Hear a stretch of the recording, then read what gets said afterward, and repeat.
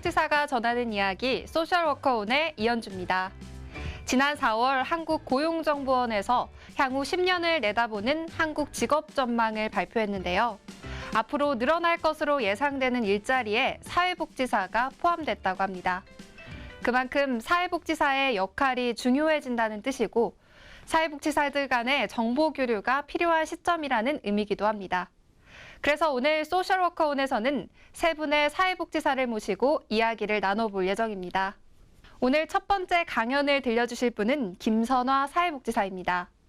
김선화 사회복지사는 3년 동안 사회복지기관에서 일을 하다가 2016년부터 전국장애인 차별철폐연대에서 활동가로 일을 시작하셨는데요. 꽹과리 사회복지사 침묵의 카르텔을 깨다라는 제목으로 강연을 들려주신다고 합니다.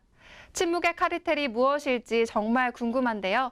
지금 바로 자리에 모셔서 이야기 들어보도록 하겠습니다.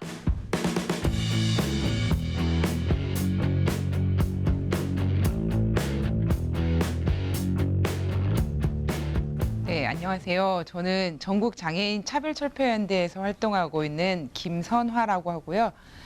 같이 활동하고 있는 친구들은 저를 수리아라고 부릅니다. 그래서 앞으로 혹시 이거 보시고 나서 사회복지계에서 저를 혹시라도 만날 일이 있다면 저를 그냥 수리아라고 불러주시면 더 좋겠습니다.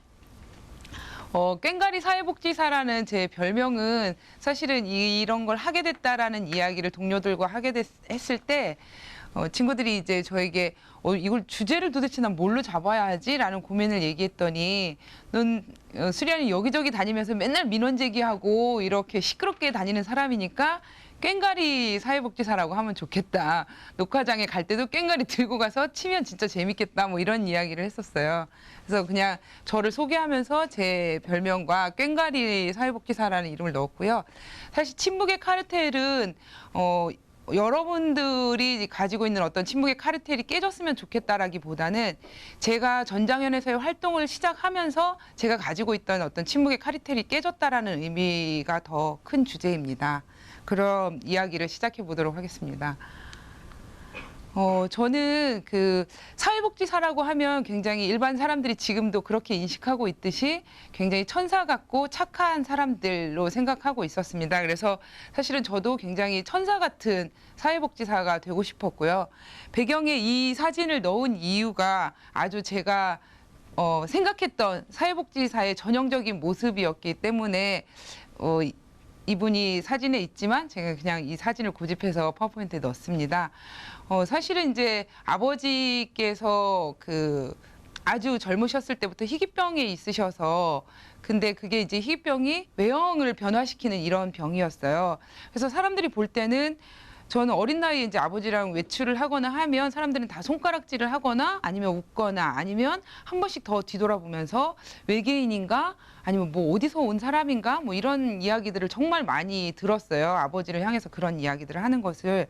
근데 저는 그때마다 왜 사람들은 우리 아버지한테 저렇게 손가락질을 하고 웃고 저러는 걸까?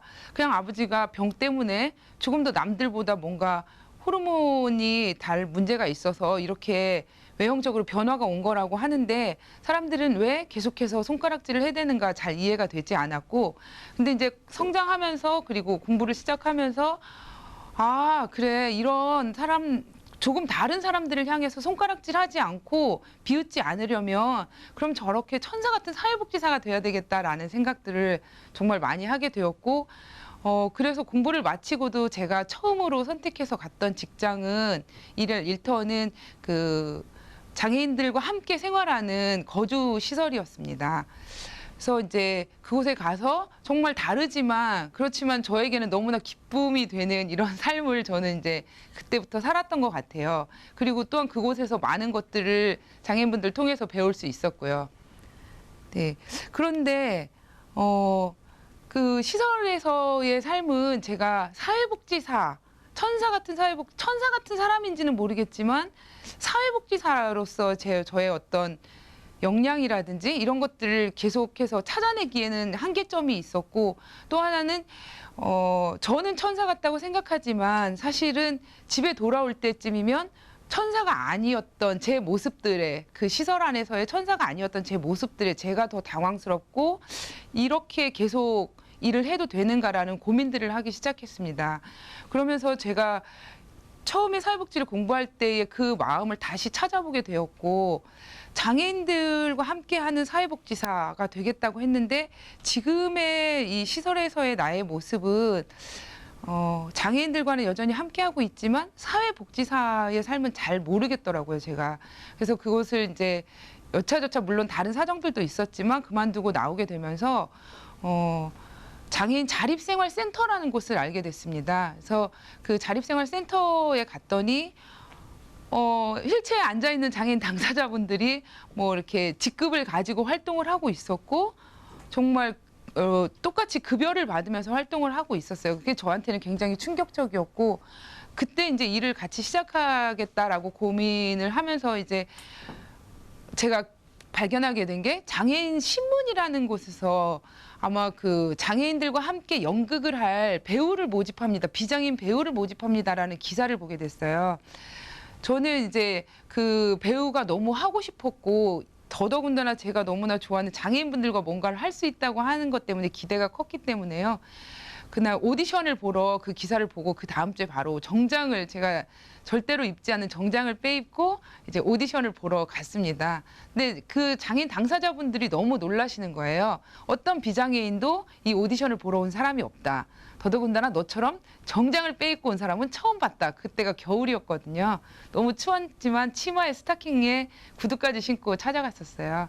그래서 인연이 된 그 극단이 나중에는 이제 사회적 기업으로 만드는 과정까지 갔었고, 저는 이제 이게 그냥 배우에 지나지 않았던 사람이 그 사회적 기업으로 만드는 과정에서 함께하면서 이제 사무국장직을 이렇게 같이 하게 됐습니다. 그런데 이런 이제 극단이나 센터나 뭐 이런 곳에서 활동을 하다 보니까 제가 있었던 곳과 같은 그런 시설을 벗어나서 나와서 활동하고 계시는 장애인분들을 제가 만나게 되는 거예요. 도대체 그 안락하고 모든 것이 제공되는 시설에서 이분들은 왜 나오셔서 이렇게 고생을 하면서, 고생스럽게 제가 느낄 때는 그때 당시만 해도 이렇게 살고 계실까. 그리고 그때 알게 됐던 많은 분들이, 어떤 분들은 저한테 난 다시 시설로 돌아가고 싶어. 여기 그곳에는 형제들도 많았고 엄마들도 많았고, 엄마들이 많았다는 표현이 조금 이해가 잘 되지는 않았지만, 아무튼 그분이 시설에서 나와서 살면서 정말 많이 외로워하고 있구나라는 걸 느꼈을 수 있었거든요. 그러면서 이제 계속 이분들과의 이 관계를 가지고 있으면서도 한편으로는 제가 일이 너무 많아지고, 그러면서 보수는 너무 적은 거예요, 사실. 근데 이제 같이 공부했던 혹은 알고 있는 다른 기관에서 일하고 있는 친구들을 만났을 때 뭐 예를 들어서 명절에 보너스를 얼마를 받았네, 뭐 했네, 이런 이야기들을 들으면 제가 좀 자괴감이 들기도 하더라고요. 난 지금 뭐 하고 있는 거지? 그때가 이미 제가 40대 중반이 지나고 있는 상태였는데, 이 나이에 지금 이 정도의 활동비를 받는 것이 나에겐 적절한 것인가, 뭐 이런 고민들도 들기 시작했고, 또 하나는 그 자립생활센터나 그 장애인 극단에서의 제가 할 수 있는 역할들이 사실은 굉장히 한정적이었고, 사회복지사로서의 나의 정체성을 찾기는 조금 또 역부족이다라는 생각이 들기 시작했어요. 그러면서 나도 전문 사회복지사로 대우받고 싶다라는 어떤 근거 없는 욕심, 뭐 이런 것들이 생기기 시작했고, 그래서 그때 늦었지만 다시 한번 이제 복지관이라는 곳에 문을 두드렸습니다. 그래서 이력서를 제출했고, 운이 좋게도 이제 면접을 잘 통과해서 일을 하기 시작하게 됐습니다. 근데 아까 진행자분께서 말씀하셨던 것처럼 사실 복지관이라는 곳에서의 저의 경력은 3년에 불과해요. 짧지만, 굉장히 짧았지만 저에게는 깊은 잔상이 남아있는 복지관에서의 경험들입니다. 사회복지 공부할 때 늦었지만 정말 제대로 해보고 싶었고, 그러면서 여러 기관들을 혼자 찾아다니기도 했었고 하면서 많은 것들을 정말 잘한다는 것, 사회복지사를 잘 해낸다는 것, 사회복지 업무를 잘 해낸다는 것은 무엇이구나 라는 것들을 많이 배웠고, 그렇게 복지관에서 일해보고 싶었어요. 어떤 제가 몸담았던 기관이기 때문에 뭐 험담을 하는 것 같이 들릴 수도 있을까라는 생각 때문에 이야기는 뭐 길게 하지는 않아도 될 것 같고요.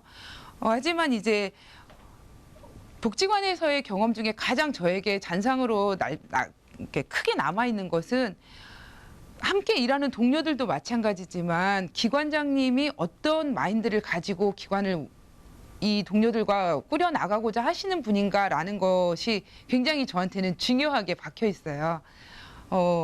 그래서 그때 그 어려움들이 너무 많았기 때문에 또다시 이제 저는 어렵게 들어간 복지관을 버티지 못하고 이제 사직을 하게 됐습니다. 그러면서 도대체 이제 40대 후반이 넘어가고 있는데 나의 길은 뭐지 도대체? 나는 천사 같은 사회복지사가 되고 싶었을 뿐인데 여전히 천사도 아니고 사회복지사로서의 정체성도 찾아가지 못하는 제 모습을 보면서 내가 가고 싶은 길은 어디이지 무엇이지 라는 고민을 하기 시작했습니다. 그리고는 다시 사회복지사로서 어떤 일을 해보아야겠다는 용기를 내기가 굉장히 어려웠고 그렇다면 이제 일은 하지 않고 공부를 더 해보고 싶다라는 생각을 하게 됐어요. 그래서 어렵게 이제 대학원 진학을 하게 됐고, 그렇지만 그게 이제 사회복지 대학원은 아니었던 거예요. 그런데 여전히 저는 이제 장애인을 향한 어떤 마음들이 있었고, 그게 사회복지 대학원은 아니었지만 선택 과목으로 제가 장애인 복지론을 다시 한번 공부하게 됐습니다. 그때. 근데 장애인 복지론을 공부하는데 어떤 교수님이 뭐 탈시설 운동이다 뭐 이런 이야기들을 하시기 시작하는 거예요, 수업 시간에. 근데 제가 알고 있는, 아까도 말씀드렸지만 발달장애인 분들, 시설에서 나오신 분들은 그렇게 힘들어하고 있는데 도대체 누가 어디에서 탈시설이라는 말을 하고 있는가, 무슨 근거로 그 사람들은 과연 밖에서 시설에서 나와 살고 있는 장애인들을 만나나 봤나? 뭐 이런 의문들이 이제 제 안에서, 아까도 말씀드렸지만 제가 꽹과리라는 별칭을 갖게 된 거는 여기저기 쫓아다니면서 민원 제기하는 게 제 특기라고 했잖아요. 그래서 저는 그 탈시설이라는 말을 하는 곳이 어딘가가 궁금했고, 그게 이제 전국 장애인 차별철폐연대라는 곳이다라는 것을 알게 됐고, 그곳에다 계속 전화를 했고 대표를 바꿔라. 나는 대표를 만나야겠다. 당신은 뭘 안다고 탈시설이라고 말하는가. 그래서 전국 장애인 차별철폐연대 제가 찾아갔습니다. 찾아가서 대표와 한 2시간 정도 면담을 했는데요. 그냥 저에게 짧게 남아있는 기억 중에 하나는 제가 가지고 있는 문제를 얘기했을 때 그분이 저에게 그렇다면 김선아 씨는 늘 외롭지 않고 늘 안전한가? 라고 저에게 오히려 되려 질문을 했어요. 거기에 제가 아무 대답도 하지 못했고, 그런데 왜 당신은 사회복지사라고 하면서 장애인은 늘 외롭지 않아야 되고 늘 안전해야 한다고 생각하는가? 그것은 그 사람의 권리인가? 누구의 권리인가라고 저에게 다시 질문을 하는 거예요. 그 질문들을 다시 떠올리면서 이 말씀을 드리려니까 사실 잠깐 떨림이 저에게 다시 오기도 하는데, 그러면서 제가 박경석 대표와의 그 짧은 인터뷰를 마치고 나서 이곳에서 너무 활동해보고 싶다. 그래, 나는 이런 생각을 가지고 있는데 당신은 나를 이렇게 말문이 막히게 했으니 내가 다시 한번 당신의 말문을 막히게 할 수 있을 만큼 나는 이곳의 활동을 알고 싶다라고 제안했어요. 그래서 어쩌다 보니 저도 장애인 인권 운동가가 2016년도부터 되어 있더라고요. 그런데 여전히 익숙하지 않은 전국장애인 차별철폐연대라는 이름 앞에는 항상 상시투쟁조직이다라는 수식어가 따라붙습니다.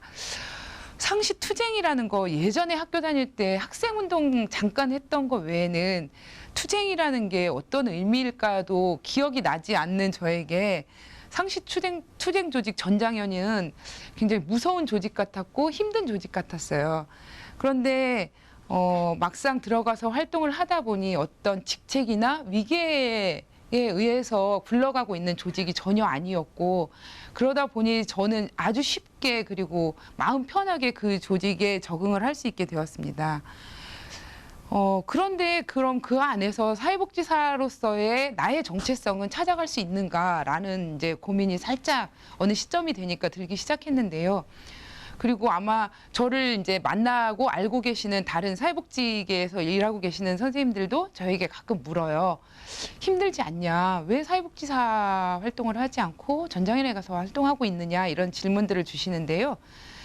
전장현에 줄여서 이제 하도 이 단체 이름이 기니까 전장현이라고 많이 줄여서 호칭을 합니다. 근데 전장현에서의 활동 중에 제 스스로 제가 가지고 있는 권한과 책임을 가지고 사회복지사로서의 저의 역할을 찾아내기 시작했습니다. 얼마 전부터.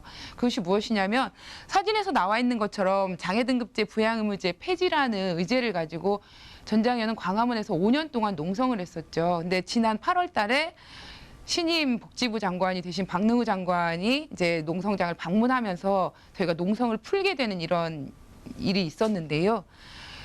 이게 농성을 풀었다고 해서 등급제나 부양의무제가 폐지된 것이 아니기 때문에 사실은 앞으로의 과제가 더 크게 남아 있고, 그런데 그 과제, 그 제도들이 완전히 폐지될 때까지 전장현만의 활동으로는 굉장히 어려움이 많다라는 것을 알게 됐습니다.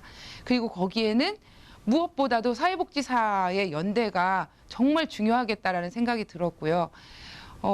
물론 박경석 대표도 사회복지사 1급 자격증을 가지고 있습니다. 그래서 전장현 내에서 사회복지사와 사회복지계와의 어떤 끈끈한 연대를 이끌어낼 수 있는 것이 나의 역할이고 책임이겠다라는 생각이 들었습니다. 그래서 사회복지사로서의 기관 내, 조직 내에서의 저의 정체성은 그렇게 찾아가고 있고요.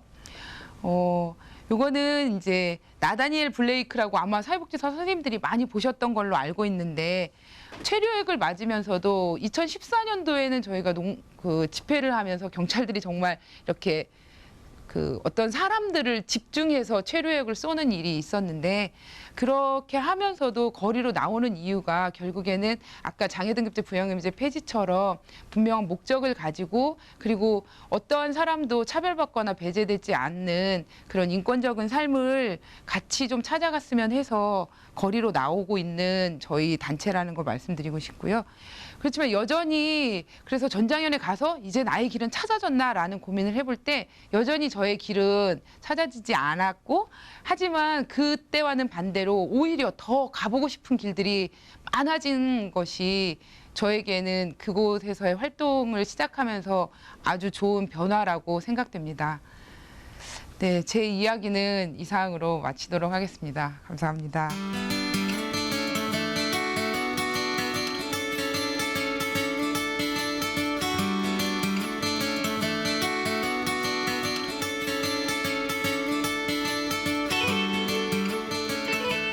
이어서 두 번째 강연자를 만나볼 시간입니다.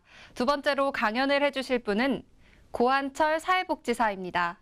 강연 제목은 메뚜기의 좌충우돌 사회사업 실천기입니다. 여기서 메뚜기는 고한철 사회복지사가 본인을 지칭했다고 하는데요. 제주에서 사회복지사가 된 후 전국을 돌아다니며 많은 사회복지사분들과의 만남을 이어왔다고 합니다. 고한철 사회복지사를 모시고 이야기 들어보도록 하겠습니다.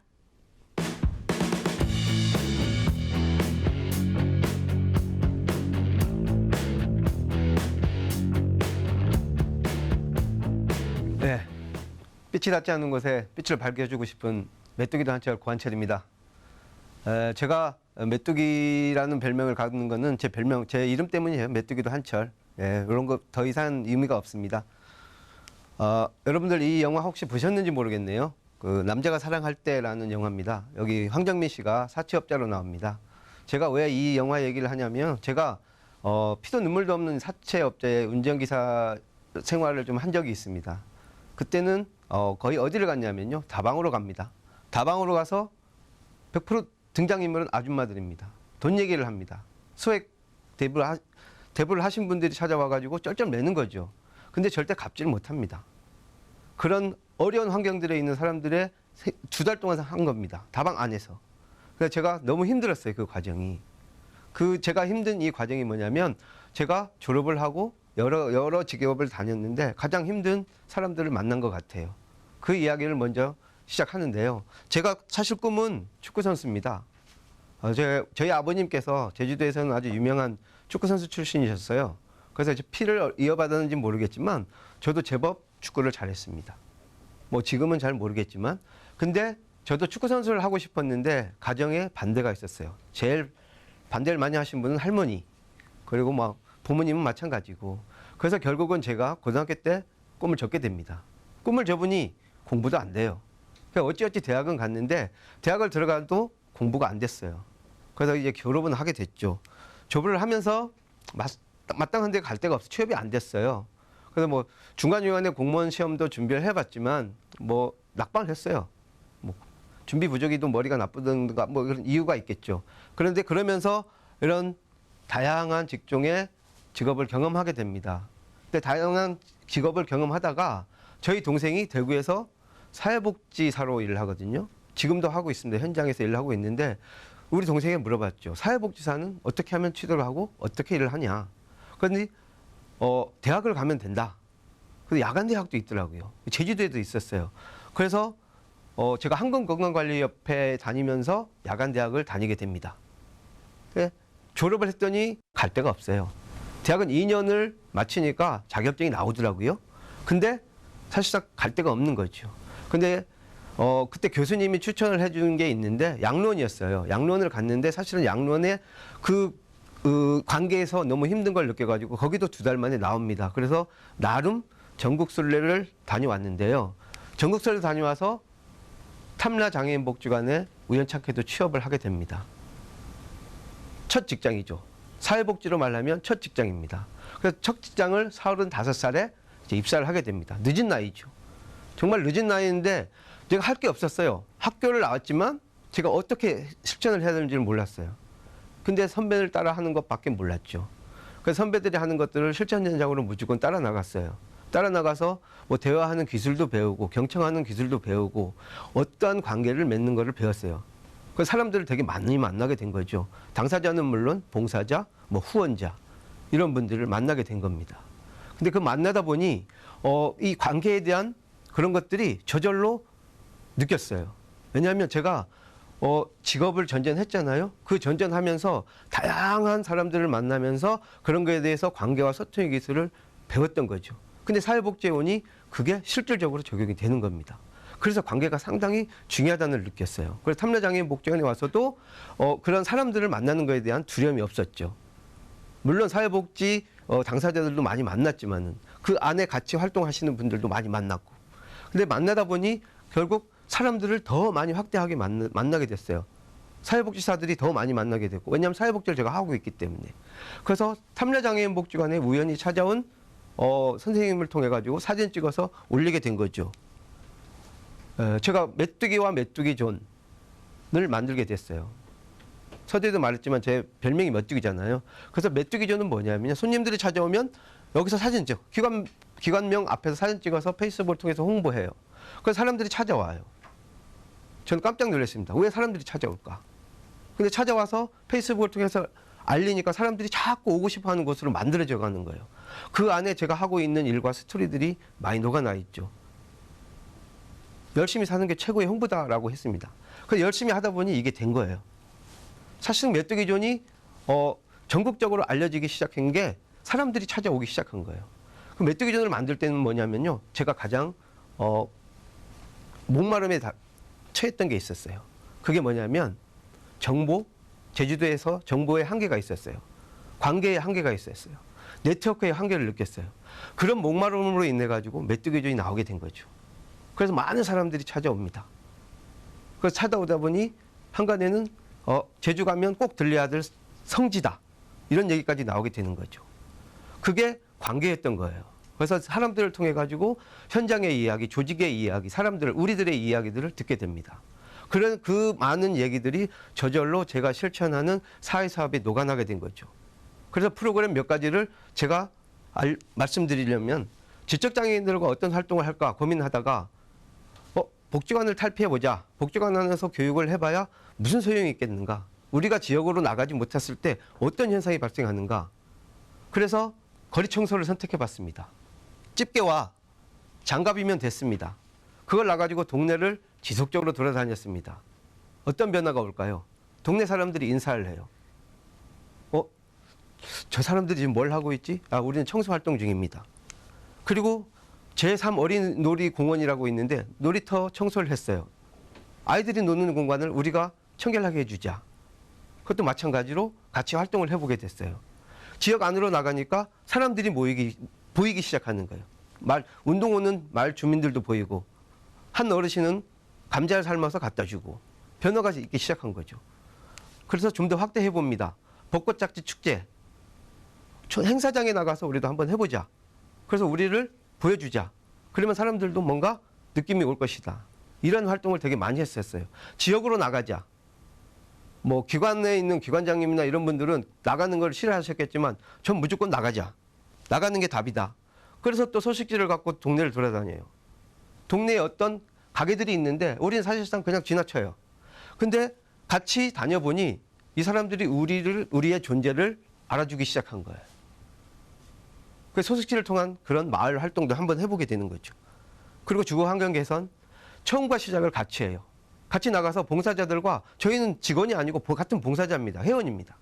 그래서 같이 활동하는 거예요. 풀도 칠라고 물건도 나르고 빼고 도배지도 나르고 뭐 전문적인 것까지는 못하겠지만 처음과 끝을 같이 해요. 끝나면 막걸리도 같이 마시고 끝나서 나오는 게 아니라 그런 활동을 같이 하다 보니까 봉사자의 관계가 엄청나게 강화가 되는 거예요. 오히려 저희 기관에 좋은 영향으로 돌아와요.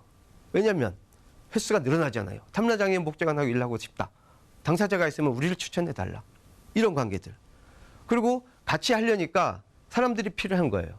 그래서 동사무를 찾아가기 시작한 거죠. 그래서 협약을 맺기 시작합니다. 협약을 맺으면서 자, 한 케이스라도 우리 같이 한번 해보자. 지역 안에서 한번 해보자. 현장이 답이다. 사람이 힘이다. 이런 얘기를 하고 돌아다녔던 거예요. 그래서 하나씩 늘어나요. 실질적으로 주민센터에서 움직이기 시작한 거예요. 현장에 같이 나와요. 그런 활동을 시작하게 되는 겁니다.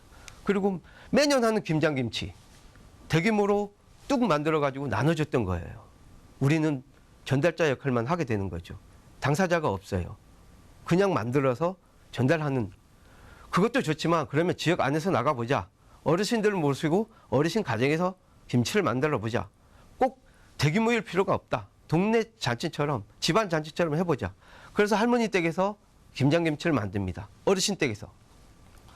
그리고 마당에서 조금만 나가면 촌지역이 있고 거기에서 마당이 있습니다. 할머니께 마당을 빌려달라고 요청합니다. 흔쾌히 합니다.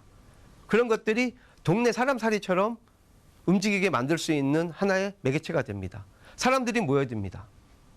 여성장애인들이 같이 참여합니다. 웃습니다. 만듭니다. 그게 이 사람들이 일상이고 삶이었던 거죠. 근데 그런 게 없습니다. 주는 자와 먹는 자밖에 안 되는 거였어요. 그래서 자존감도 떨어지죠. 그런 관계를 탈피해보자 해가지고 자꾸 이런 것들을 지역 안에서 나가서 실천을 해보게 됩니다. 이게 사람들을 만나서 그 사람들이 이야기들을 듣지 않았으면 시도 자체도 안 됐겠죠. 저도 똑같은 사람이 됐겠죠. 사회복지사가 됐겠죠. 근데 사람들을 통해서 이런 게 됩니다. 실질적으로 됐어요. 그 많은 활동을 했죠. 탐라장애인 복지관에서.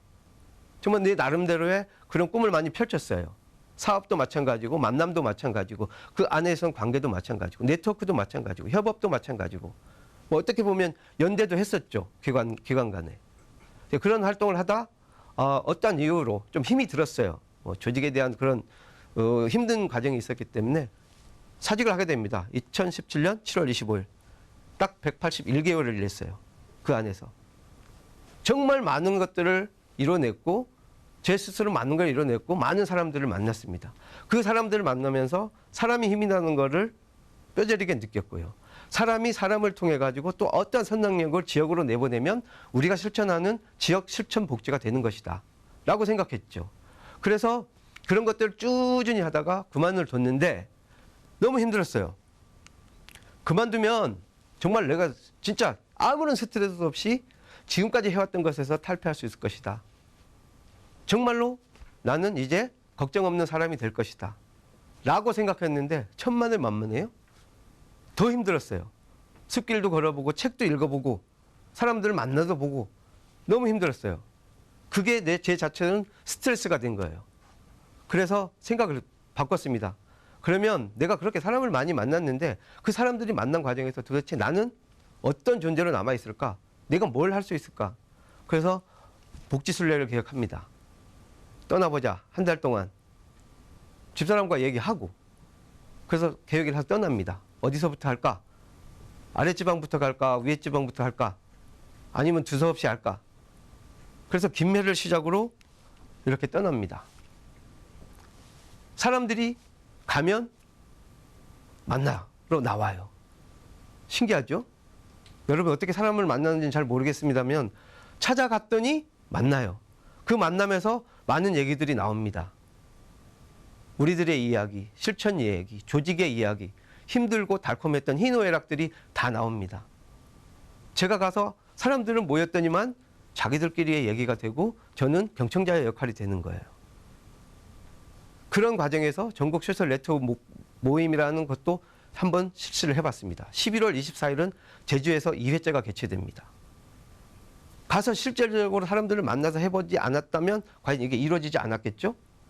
근데 그런 힘을 저는 믿습니다. 사람의 힘이란 거죠. 지금은 소통, 뭐 관계, 네트워크 이렇게 많은 얘기를 합니다. 지금 네트워크의 시대잖아요. 만나지 않으면 문제 해결도 안 돼요. 근데 만나다 보니 다양한 사례와 그런 것들을 제가 경험해 볼 수 있고 그런 것들을 녹여낼 수 있는 거죠. 자, 생각을 해봅시다. 왜 만나는가? 여러분들이 궁금하실 거예요. 사람을 왜 만나지? 왜 전국으로 돌면서 굳이 만나려고 할까? 근데 사람을 만나면은요, 우리가 아까 말한 소통, 관계, 네트워크를 다 이룰 수 있습니다. 우리는 이미 사람을 만나고 있었던 거예요. 그걸 몰랐던 거예요. 누구는 찾아가서 만났더니 이런 현상이 나고, 누구는 난 찾아가기 싫어.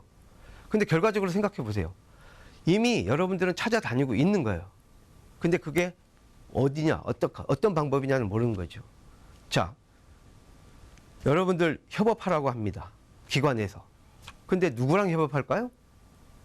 사람이 없어요. 협업 방법을 몰라요. 어떻게 할까요? 몰라요. 그 참 아이러니하잖아요. 사회복지를 하면서. 근데 또 하나 있어요. 연대하라? 누구랑 연대해야지? 연대는 어떤 방법으로 해야지? 그런 것들이 우리가 실질적으로 활동을 안 해봤기 때문에 방법을 모르는 거예요. 그게 만남은 습관처럼 이루어져야 되고 그게 기술이 돼야 되는 겁니다. 그 안에서 저는 배움이 나온다고 생각하거든요. 찾아가서 만났더니란 이런 단순함에서 지금 여러분 곁에 있는 사람을 찾아가서 한번 만나보세요. 반드시 옵니다. 뭐가 올까요? 생각과 가치와 실천들이 따라옵니다. 그게 만남의 가장 중요한 포인트예요. 그 만남으로 인해 가지고 우리가 실질적으로 행사하는 사회복지 실천 현장을 만들어갈 수 있는 거잖아요. 서두에 말한 것처럼 빛이 없는 곳에 우리는 빛을 줘야 되잖아요. 그 빛이 주는 역할이 우리들입니다. 사람입니다. 그 빛을 여러분들의 힘으로 골고루 나눠줬으면 좋겠습니다. 여기 빛이 저한테 다 오고 있지 않습니까? 그 빛이 나눠졌으면 좋겠어요. 그 빛이 우리는 세상을 밝게 하고 그게 빛을 밝히는 사람입니다. 사람이 여러분들이었으면 좋겠습니다. 여러분이 할 수 있습니다. 지금 당장 찾아가서 만났으면 좋겠습니다. 그러면 여러분들은 정말 골고루 빛을 나눠줄 수 있는 정말 소중한 사람이 될 겁니다. 그런 사람이 많이 지역적으로 늘어났으면 좋겠어요. 허브화가 돼서 그 사람들이 연결돼서 그 연결된 힘으로 다시 현장으로 빛을 발산했으면 좋겠습니다. 그게 여러분들이었으면 좋겠습니다. 들어주셔서 감사합니다. 메뚜기 단체로 관찰했습니다.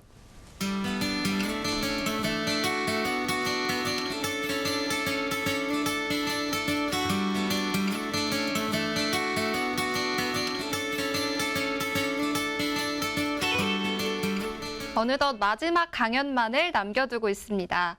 마지막으로 강연을 해주실 분은 박정아 사회복지사입니다. 강연 제목은 행복한 사회복지사의 속사정 고백입니다. 긍정, 열정, 진정, 정의에 대한 솔직한 이야기, 어떤 고백을 들려주실지 무척이나 궁금한데요. 지금 바로 박정아 사회복지사를 모시고 솔직한 고백을 들어보도록 하겠습니다.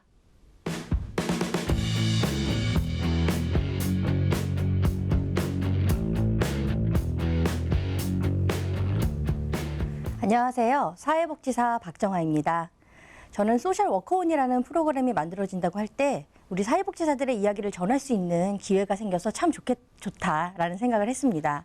그리고 저도 그 자리에 한번 나가보고 싶다라는 생각을 했는데 이렇게 기회가 돼서 얼마나 기쁜지 모르겠습니다. 근데 막상 이 자리에 서려고 보니 어떤 이야기를 해야 될까 정말 많은 고민했어요. 왜냐하면 제가 오지랖이 엄청 넓거든요.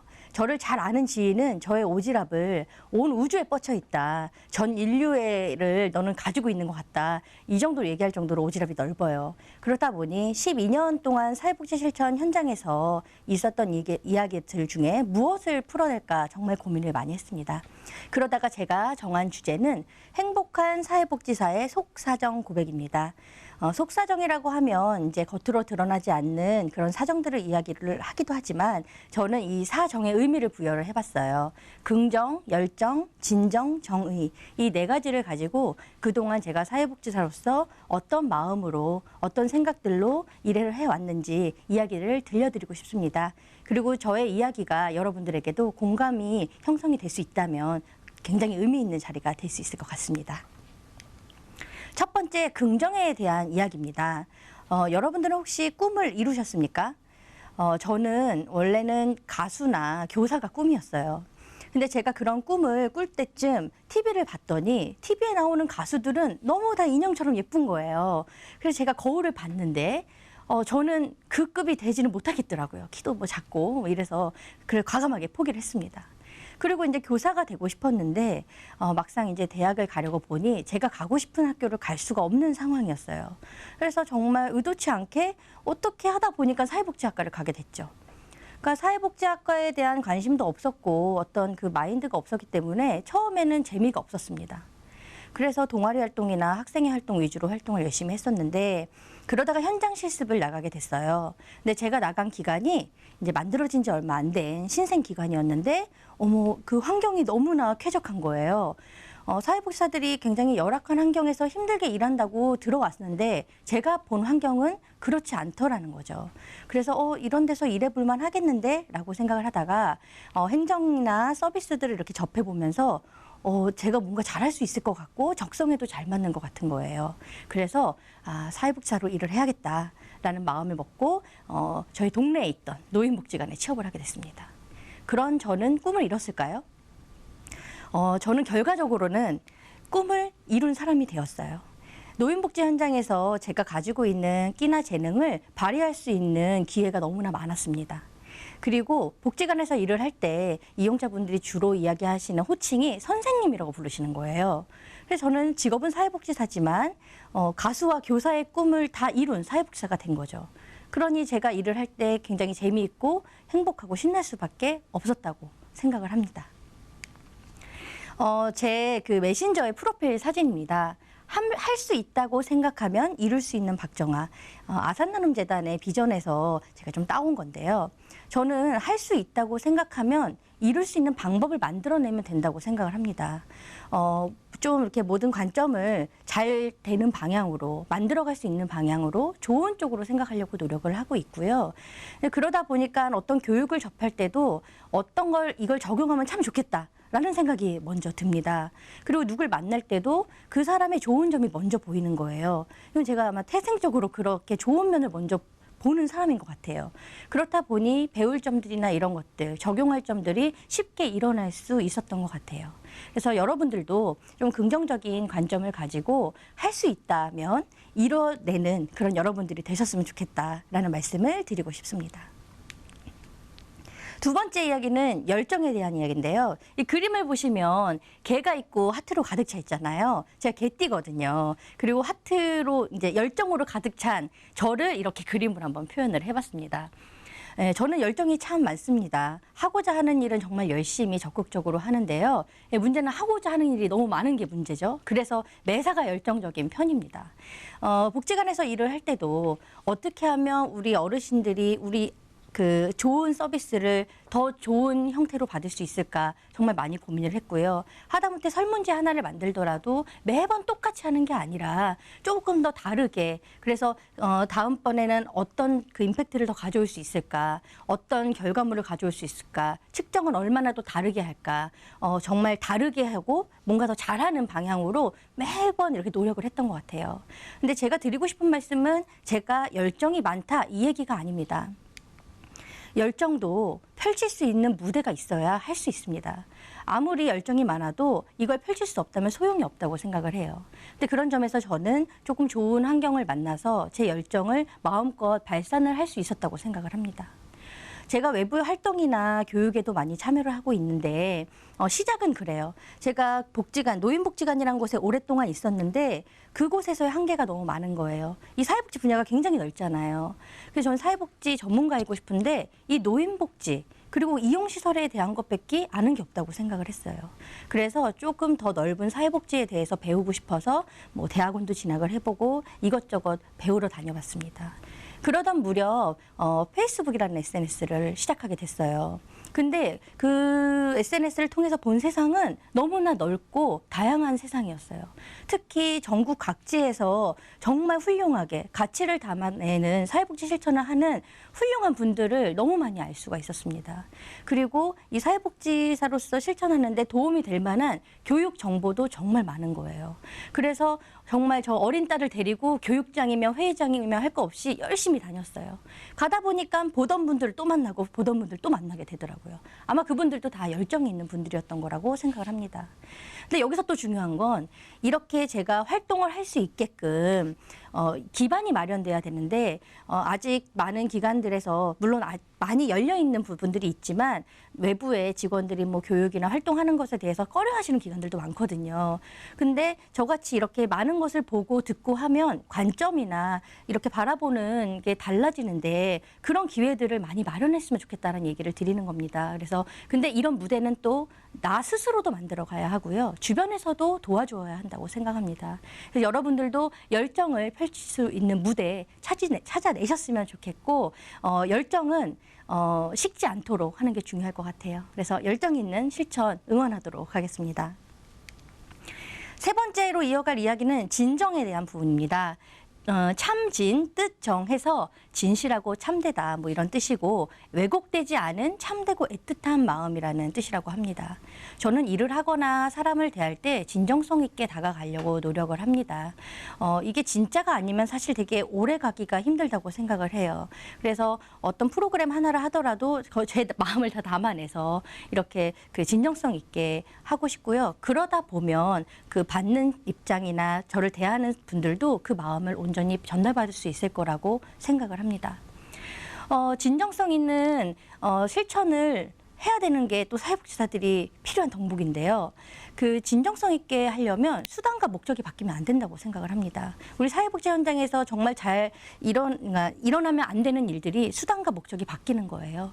복지는 목적으로서 있어야지 수단으로서 활용되거나 하면 안 된다고 생각합니다. 그래서 그런 진정성과 순수성을 잘 유지해내는 그런 실천이 필요하다고 저는 생각을 합니다.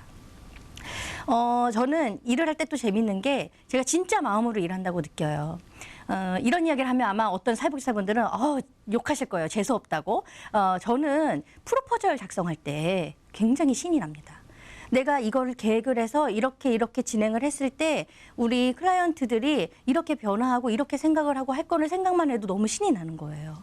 그래서 저랑 같이 일했던 팀원이 저한테 한 이야기가 팀장님은 프로포즈를 쓰는데 눈이 반짝반짝 빛난다는 거예요.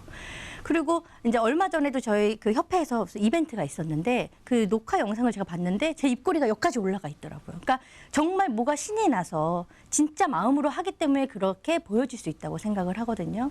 그래서 우리들이 정말 진짜 마음을 가지고 한다면 이 사회복지 실천이 더욱더 빛날 수 있을 것이다. 그 진정성이 다 전달될 것이다 라고 생각을 합니다. 요즘 제가 일을 굉장히 재미있게 하고 있습니다. 인천사회복지사협회에 이제 5월에 입사를 했는데요. 제가 그동안에는 협회 외부자의 관점을 계속 가지고 있었기 때문에 그 뭔가 현장에 있는 사회복지사들의 마음을 대변할 수 있을 거란 생각을 했어요. 그래서 이번에 이제 만든 레터를 한번 가지고 와봤는데요. 제목이 협회가 해주는 게 뭐 있대요. 이게 현장에서 많이들 이야기하는 거거든요. 저도 예전에 많이 이야기했던 거고 아마 이거를 받아보셨을 때 협회가 알긴 안 해. 뭐 우리 마음을 안 해.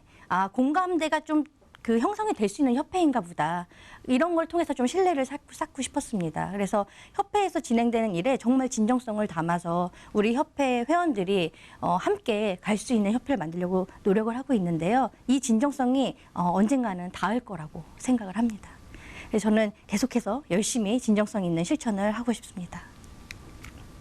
마지막, 정의입니다. 여러분들은 정의가 무엇이라고 생각하시나요? 저는 정의롭게 산다는 것은 부끄럽지 않게 사는 것이라고 생각을 해요. 근데 이렇게 생각을 하다 보니까 부끄럽지 않게 살기 위해서는 할 일이 참 많다라는 거예요. 뭐 딸로서, 엄마로서, 아내로서도 부끄럽지 않아야 되지만 또 우리는 사회복지사잖아요, 직업이. 그러면 사회에 대한 관심, 사회복지 정책에 대한 어떤 책임감을 조금 가져야 되는 게 아닌가라는 생각을 합니다. 작게는 서비스를 충실하게 옳은 방법으로 실천하는 것부터 크게는 사회 문제에 대해서 인식을 하고 같이 어떤 힘을 모아야 할 일이 있으면 목소리를 내는 것도 다 정의라고 생각을 합니다. 사회복지의 가치, 인간의 존엄성과 사회 정의 실현이라는 게 있잖아요. 그게 그렇게 거창한 게 아니고요. 내가 있는 자리에서 정말 그 실천을 올바르게 하는 것이 전 정의라고 생각을 하고요. 저는 나름대로 이제 어떻게 이제 정의를 실현해 나갈까 고민을 하다가 우연찮게 친구가 시민단체에 저를 데려갔었어요. 근데 그분들이 이 시민사회를 위해서 열심히 정말 열악한 처우에도 불구하고 일을 하고 계시잖아요. 정말 미약하지만 도움이 돼야겠다는 생각에 후원을 시작을 했었습니다. 그리고 사회복지사인데 정책적으로 아는 게 너무 없는 것 같은 그런 죄책감에 복지 아카데미를 나가서 어떤 복지 정책에 대한 공부를 하게 되었고요. 사회복지 노동자들을 위한 노동조합을 만든다는데 뭔가 초석이 되는 그 과정에 힘이 되고 싶어서 조합원으로 가입했던 게 오늘날의 전국 사회복지 유니온으로 활발하게 활동이 되고 있습니다. 그리고 그 현장에서 저희가 사회복지사도 대표를 잘 만들어야 사회복지사들의 미래가 바뀐다는 생각을 하게 돼서 나도 뭔가 조금 가서 도와야겠다. 좋은 회장님을 뽑는데 일조해야겠다라는 생각으로 어떤 일에 관여를 하기도 했고요. 또 어떤 사회복지사가 열악한 처우에 있는 우리들도 당신의 동료로 인정해줬으면 좋겠다라는 말이 너무 가슴 아프게 들려서 사회복지사의 처우나 권익에 관심을 갖게 되었습니다. 그러면서 어떻게 보면 자연스럽게 사회복지사 협회에 근무를 하게 된 것 같아요. 정의라는 게 정말 거창하지 않습니다. 너무나 당연하게 생각했던 것들, 늘 그렇게 했던 것들에 대해 왜라는 질문을 하면서 이게 맞는지, 옳은지에 대해서 고민하는 것부터가 저는 정의의 시작이라고 생각을 하고요. 또 한 가지 말씀을 드리고 싶은 건 이 세상에 비밀이 없습니다. 어떤 결과가 아무리 좋다 하더라도 그 과정에서 뭐 비리가 있고 잘못된 방법으로 하고 목적과 수단이 바뀌고 하면 그거는 나중에 다 까발려지게 돼 있다고 생각을 하고요. 잘못된 것은 다 그런 대로 벌을 받는다고 생각합니다. 그래서 어떤 과정을 정의롭게 하는 것도 중요하다고 생각해요. 그래서 세상에 비밀은 없고 정의는 살아있으니 우리 정의롭게 실천을 해야겠다라는 말씀을 드리고 싶습니다. 드리고 싶은 말씀은 많고 해서 되게 바쁘게 이야기를 달려왔는데요. 저는 가치와 윤리를 바탕으로 전문적인 사회복지를 실천하는 사회복지사가 되고 싶습니다. 그리고 이런 저의 모습을 통해서 이 사회복지계에 참 좋은 영향력을 행사하는 사람이 되고 싶어요. 그래서 제가 그렇게 잘 하는지 지켜봐 주셨으면 좋겠고 박정화 사회복지사 기대해 주시고 기억해 주시면 좋겠습니다. 그럼 이상으로 행복한 사회복지사의 속사정 고백 이야기를 마치겠습니다. 경청해 주셔서 감사합니다.